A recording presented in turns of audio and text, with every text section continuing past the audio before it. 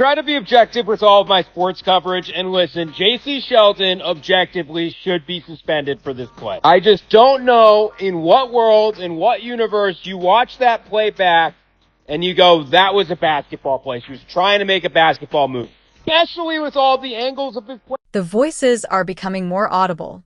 Basketball fans worldwide are demanding justice as their dissatisfaction reaches a breaking point.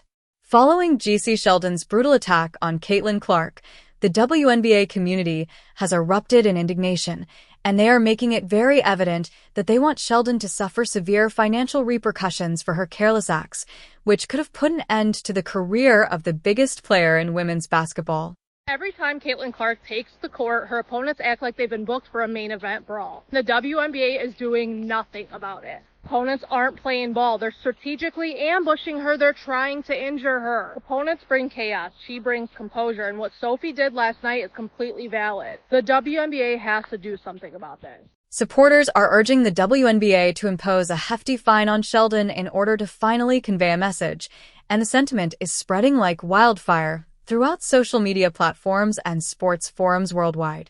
The league must at least make the monetary penalty sufficiently harsh that potential attackers will be deterred from targeting Clark if they are unwilling to safeguard their golden goose through appropriate officiating. Sheldon was clearly targeting Caitlin Clark most of this game, and that is, that comes from a function of, she guarded her in one-on-one situations a lot up the court, and then rolled into a lot of doubles in the half court, but there was talking and chirping all game, and for me, it was punctuated by Caitlin Clark's final play before she came out of the game, where she stares J.C. Sheldon down, essentially demonstrates, she's like, if you poke me in my eye, I will shoot it in yours. And she crosses her, finds the favorite spot, free throw line extended from the logo area, big fuck you 3 to J.C. Sheldon, yells at the Connecticut bench, yells at the crowd. Her and J.C. Sheldon come back together. Caitlin fires up the audience, basically tells J.C. Sheldon, you are a bum. We saw yet another chapter in the ongoing story of Caitlin Clark being handled like a human punching bag as the WNBA looked the other way during what should have been a regular Tuesday night game between the Indiana Fever and Connecticut Sunday. But this time, the assault was so obvious and threatening that even bystanders were unable to overlook Sheldon's motivation. Funny thing about that whole Caitlin and JC situation last night is it's like on a if you know thing. These two have been running a friendly fade on the court for like the last 4 years. They played in college, had great battles, so I'm not surprised last night happened. During a defensive play, J.C. Sheldon purposefully poked Clark in the eye, a move that might have seriously and permanently hurt the league's most valued player. Sheldon's subsequent sly smile was what made this incident even more heinous. This wasn't a chance basketball play, as fans quickly pointed out. The woman who has single-handedly prevented the WNBA from going extinct was the target of this deliberate attack. Clark and J.C. Sheldon. There is a legitimate hatred there. If you guys have heard, this Ohio State team, this 2023 Ohio State team, hated that Iowa team. And this is J.C. Sheldon, who was Caitlin Clark's direct matchup in these games. Like I tweeted out, forget Angel, forget Dejanay. This is Caitlin Clark's one true rival. Subscribe if you're enjoying it. The events that transpired next were similarly unsettling. Sheldon continued to act aggressively, grasping Clark's arm and driving her claws into her flesh after jabbing her in the eye. Another foul, which the refs did not call at all. Marina Mabry joined the assault by pushing Clark to the ground from behind while she was still flinching from the original injury, as if the eye poke wasn't enough. Oh, you know what? I'm just going to be me. I don't go in there trying to predetermine anything. I'm dialed in. I need to focus on hitting my shots, making sure I'm executing the schemes right. I'm not focused on the extracurricular activities. And you know what? During that, it was just part of the game. I think the refs had a lot to do with that. It was a build-up for a couple of years now of them just not protecting, the star player of the WNBA. And so at the end of the day, I'm going to protect my teammates. That's what I do. And I'm a team player, so it's all good. The intensity of fan annoyance that has been growing for years was made clear in the immediate wake of Sheldon's attack. Social media was ablaze with calls for harsh punishment within hours after the incident, with supporters demanding everything from season-long punishments to hefty penalties. As Caitlin Clark fans deluged Sheldon's Instagram account with scathing remarks, the hashtag #BanjiSheldon started trending on many platforms. People questioned whether she belonged in any professional league and called her resentful and unprofessional.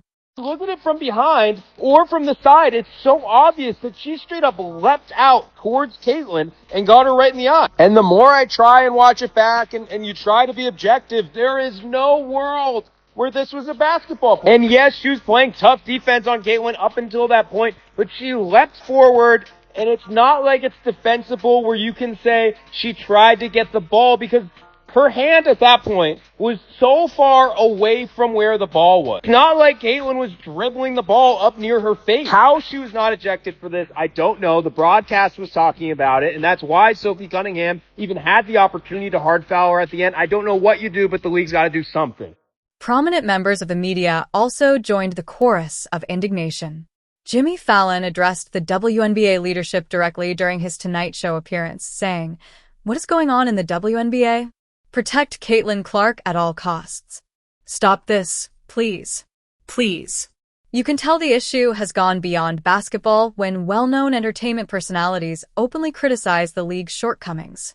Barstool Sports' Dave Portnoy was unreserved in his criticism, labeling the attackers envious loser punks and advising them to join a recreational league where nobody is interested in them. The WNBA does not want this kind of exposure in the mainstream media. Bad press that reveals their repeated inability to safeguard their most important asset.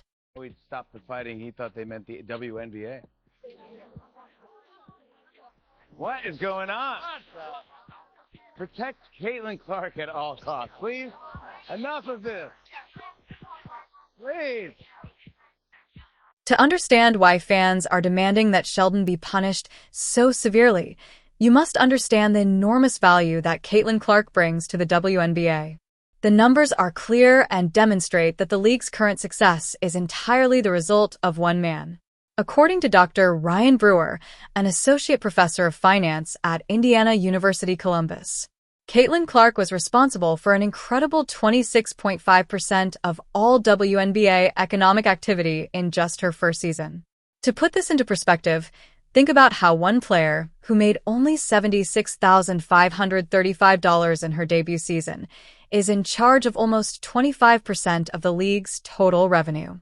Brewer's projections for 2025 are even more startling. He estimates that Clark might have a $1 billion overall economic impact on the WNBA this season. B is equivalent to $1 billion, which is much more than the whole history of professional women's basketball. Allowing her to be singled out and potentially harmed is not only unethical but also financially ruinous when one person is in charge of that much economic activity. Listen, bring Caitlin Clark to the NBA right now, because the refs ain't gonna protect her. She only got one teammate, and that's her, who gonna do something about it. Like, yo, yesterday, that's malice in the palace activity. Call for it. That y'all should have been throwing hands all over the place. How do you get poked in the eye, then get thrown to the ground, and then you receive a technical foul? And don't none of your teammates want to step up, fight, squabble, none of that. They just looking like, yo, it's been, we know that y'all been targeting Caitlin Clark now. Now, I'm even watching, I'm like, hold on, what? Like, how are y'all letting this happen? How are y'all not protecting this girl? Now, she clearly is a superstar, right? But there's plenty superstars in the WNBA, and don't none of them get treated the way Caitlin Clark get treated, no? Y'all gonna mess up and ruin the whole numbers, your ratings, your sponsor, all that, if y'all don't have Caitlin Clark in y'all's league. So y'all better start acting right. I'm telling you. The WNBA has responded to the Sheldon attack in a most pitiful way. Sheldon was given a flagrant 1 foul, which entails an immediate $2,000 fine. Marina Maber received a $400 fine after her technical violation was escalated to a flagrant 2. That's less than what most individuals would spend on a nice supper. To put these penalties into perspective, after eventually stepping up to protect Clark, Sophie Cunningham was given a flagrant 2 foul during the game and also earned an additional, unknown fine from the league. It's an obvious message. $200 for attacking Caitlin Clark, but several penalties for defending her. The system is entirely outdated. Not all fans are angry over the insufficient penalty. To demand change, they are actively organizing. Several petitions have surfaced, with hundreds of signatures amassing in a matter of days, demanding harsher punishment. Everyone agrees. Given the seriousness of the offense, the current fine structure is wholly inadequate. Campaigns on social media have emerged with particular needs.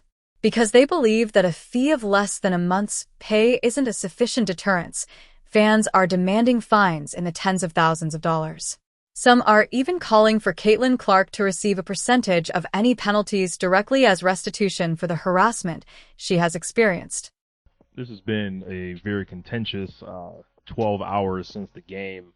A lot of people on ESPN saying ridiculous things, like Monica McNutt saying she had no problem with Marina Mabrey's foul. And I look at that in comparison to the Sophie Cunningham foul, which I have seen people say has no place in the league, unsportsmanlike, when that actually is a lot more sportsmanlike than the Marina Mabrey one. Marina Mabrey was completely disconnected from the play, had nothing to do with it. There was no play even going on when Marina Mabrey did that. From a safety and budgetary standpoint, the reasoning makes sense. The WNBA might have lost hundreds of millions of dollars in income if Clark's vision had been seriously damaged by G.C. Sheldon's eye poke.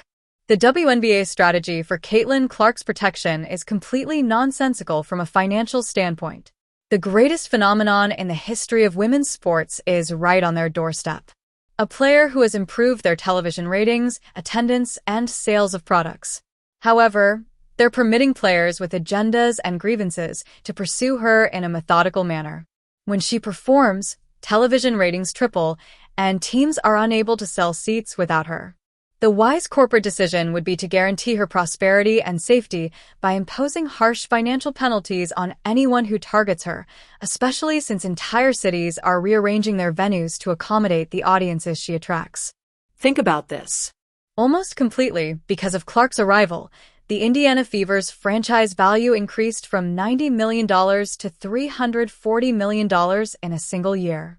One participant is responsible for a value rise of $4 billion. A $2,000 fine for attacking that player is not only insufficient, but also financially reckless when that much is at risk.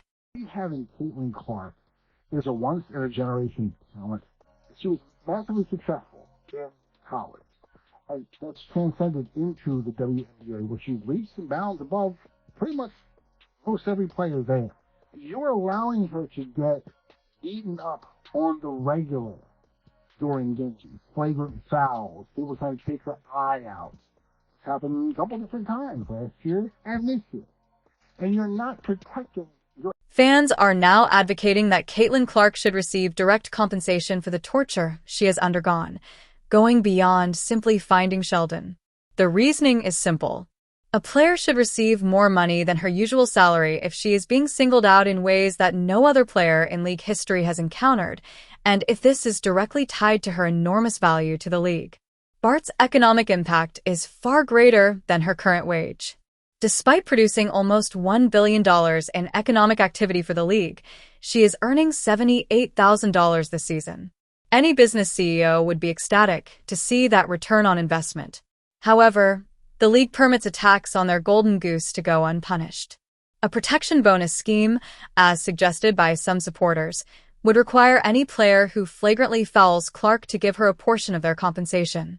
Others argue that Clark should receive extra money from the NBA for his ongoing therapy, which goes much beyond what is typically expected of a basketball game. Given Clark's extraordinary influence on the WNBA's financial performance, it would be just and wise to design a system of protection and compensation just for her. One could argue she is an A-level star, and they don't even have B and C-level stars. From A, it drops to D. She is the entire league, and they allow things like this to happen last night against the Connecticut Sun. Watch when Caitlin Clark is trying to create some space. It looked like she just got hit in the eye there. Oh, and Marina Mabrey, I missed that one, Edona. Oh, I missed that one too. Like, it wasn't just a hard foul accident. Like, there's nothing Caitlin Clark has done in response at this point. So what's the point in bowing up into her face? And immediately, I don't think Caitlin's even extended her arm to push her away. Maybe the coaching is, hey, if you're physical with Caitlin Clark, it's one of the only ways to stop her. It's like they're all encouraged to be really physically aggressive. But it's hard not to look at this and think there's animus towards her. You got to protect Caitlin Clark. She is the WNBA. The WNBA's fine structure would be entirely different if they were concerned about safeguarding their billion-dollar investment. Meaningful fines would entail sizable percentages of yearly earnings rather than $200 fines that players may pay out of their petty cash.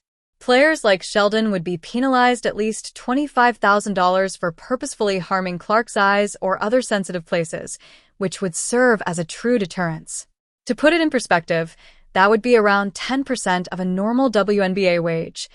Thus, it would be an extremely severe penalty that would make players reconsider launching similar attacks in the future. For extremely heinous attacks or repeat offenders, fans are demanding automatic multi-game suspensions and fines of at least $50,000. The message must be unambiguous. You honor and defend the athlete who has made the WNBA financially viable if you wish to play in the league. In order to penalize aggressors and make up for Clark's unusual targeting, fans call for greater fines, which would be partially paid to her. Caitlin Clark is non-disrespectable. That's not even a word, but I'm going to just use it for the point of my video. You cannot disrespect the nucleus of women's basketball and act like it's not going to be a problem. And, oh, Caitlin Clark can do this, but other people can't. You goddamn right. Because she's the center of women's basketball. We've said this a million times. Clark changed the game. She is the nucleus, the center, the black hole. Everything revolves around Clark with women's basketball, man, because of her influence. The persistent inability of WNBA officials to adequately safeguard Clark during games is one factor contributing to the fan outcry. Clear infractions are consistently disregarded, egregious assaults are reduced to common fouls, and Clark is punished for self-defense. Supporters contend that the league must enforce harsh post-game sanctions to make up for the absence of in-game protection if officials fail to perform their duties during games. The league administration should intervene with meaningful financial sanctions when officials permit Clark to be shoved, grabbed, scratched, and poked in the eyes without the proper repercussions. In essence, the current system penalizes people who defend Clark while rewarding violent behavior toward her. Because of this inverted incentive system, it is now permissible to criticize the league's biggest star while ejecting and fining those who attempt to defend her. Caitlin Clark is the golden goose. Every game she is dropping golden eggs, and they are trying to strangle the golden goose to death. There's jealousy. There is hate. Everyone in the league seems to hate the fact that Caitlin Clark is making the league relevant. If I were advising Caitlin Clark, I would say start your own pro basketball league for women. I don't know why she benefits from the WNBA at all. She could go out. She is the draw for women's basketball and set up her own league. She might even be able to own the majority of the league. She could probably become a billionaire. Set it up with far fewer teams. You play far fewer games. Heck, they did it with Live Golf.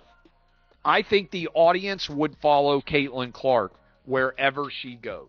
Caitlin Clark's career is in jeopardy because the WNBA is failing to protect her. Permitting unfettered aggressiveness against her will only intensify targeting and increase the chance of serious harm. In contrast to the league, fans appreciate Clark's great worth and her devotion. International leagues, particularly in Europe, might provide her with better protection, respect, and pay if the WNBA keeps undermining its biggest player. This could entice her to leave for a setting that values her. This dilemma can be resolved easily, but first the WNBA must accept the truth of their predicament. Caitlin Clark is not a mere athlete. She serves as the league's main source of revenue. It's not merely morally right to protect her. It should take precedence over all other factors because it is a business need. A minimum of $25,000 should be fined for JCS Sheldon's attack on Clark, with a sizable amount going directly to Clark as reparation. This would make it quite evident that there are serious financial repercussions for pursuing the league's top player. Sheldon should also be suspended for multiple games to make it clear that such conduct will not be accepted. Given Clark's economic significance to the league, the WNBA must safeguard her by enforcing harsher sanctions for blatant harassment. Referees should be replaced if they are unable to safeguard her.